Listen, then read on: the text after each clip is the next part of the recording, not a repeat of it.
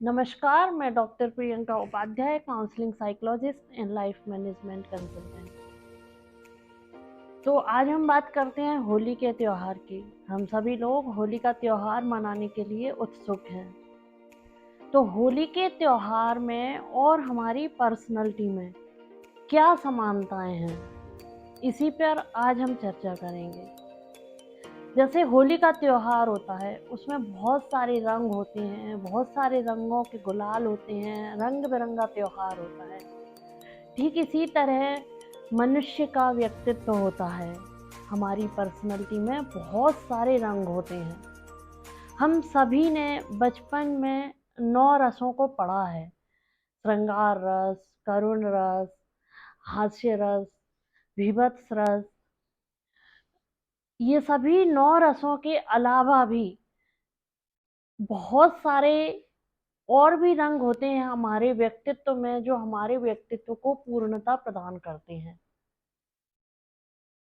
अब मैंने अभी अपनी कुछ केस स्टडीज में ऐसा देखा, या मेरे कुछ क्लाइंट्स के साथ कुछ चीज़ें ऐसी निकल कर आई बाहर कि कई बार एक इंसान कुछ विशेष तरह की भावनाओं में स्टक कर जाता है, और वहीं से शुरुआत होती है मनोवैज्ञानिक परेशानियों की, या वहां से शुरुआत होती है हमारे व्यक्तित्व के डवाडोल होने की। जैसे कि यदि गुस्से का भाव है, यदि गुस्सा आ रहा है, तो ये एक सामान्य भाव है जो किसी भी इंसान के अंदर आता है। परिस्थितिवश आ जाता है, या फिर कई बार किसी को कुछ ज़्यादा गुस्सा आता है, वो एक अलग बात है। कई बार है कि किसी के अंदर जेलसी की भावना आ जाती है।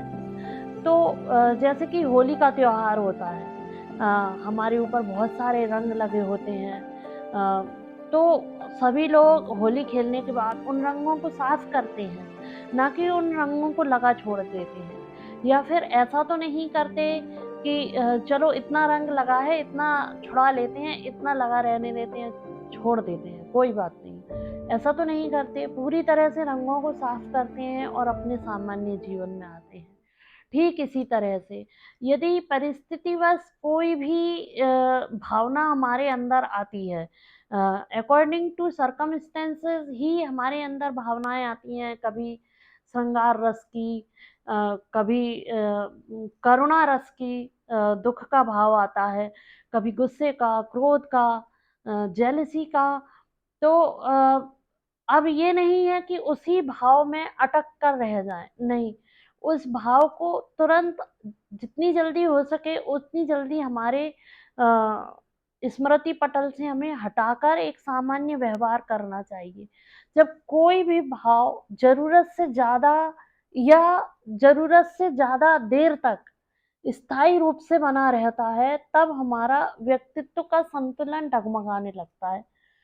तो कई बार कुछ लोग एक गिल्ट में आ जाते हैं कि अरे मुझसे गलती हो गई, मुझसे गलती हो गई। ये भाव मेरे अंदर नहीं आना चाहिए, ये भाव मेरे अंदर नहीं आना चाहिए। तो गिल्ट में नहीं जाना चाहिए। क्यों? क्योंकि हमारा व्यक्तित्व तो बहुत सारे भावों से मिलकर बना है। तो स्वाभाविक सी बात है कि सरफेस पर कभी ना कभी कोई ना कोई भाव आता ही रहता है।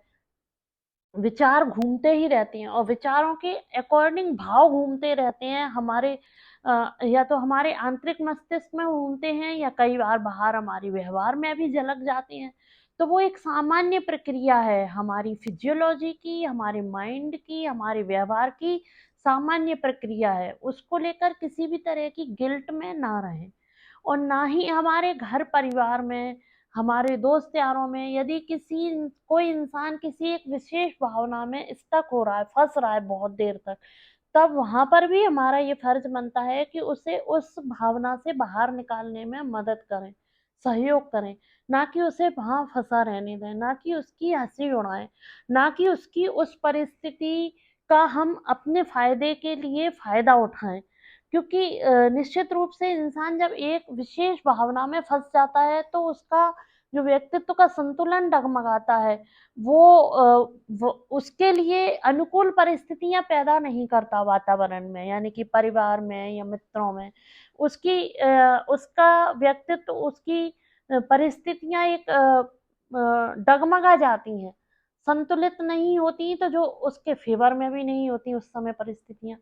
तो पारिवारिक सदस्य होने के कारण, दोस्त होने के नाते हमारा ये फ़र्ज़ बनता है कि हम उसे उन परिस्थितियों से बाहर निकालने में मदद करें। किसी भी तरह की भावना जो उस पर बहुत ज़्यादा कब्ज़ा बना रही है, गुस्से की भावना, क्रोध की भावना, जलन की भावना, ईर्ष्या की भावना, या ज़रूरत से ज़्यादा कोई भी भाव जो होता है, जैसे कि कुछ लोग होते हैं जिनके अंदर करुणा का भाव यदि आया तो वो बहुत देर तक बना रहता है।